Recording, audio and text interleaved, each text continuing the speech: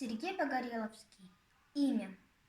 К разбитому доту приходят ребята, приносят цветы на могилу солдата.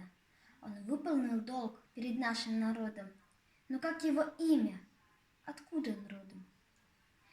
В атаке убит он, погиб в обороне. Могила ни слова, а то не проронит.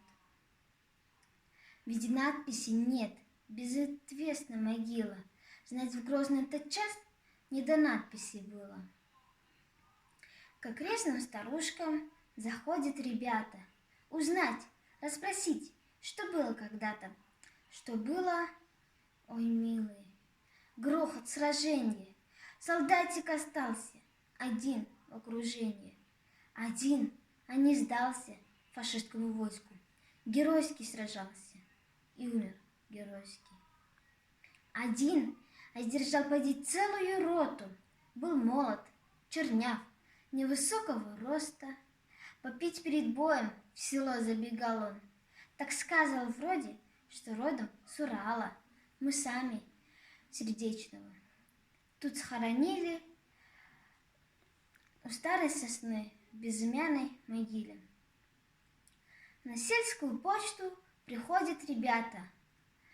Письмо заказное найдет адресата. В столицу доставит его почтальону.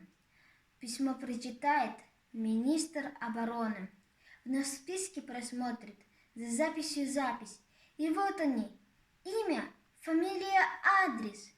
И станет в колонны героев несмертных. И еще один станет посмертно, бессмертным.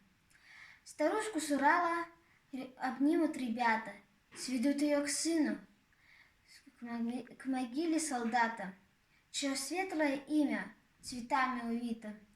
Никто не забыт и ничто не забыто.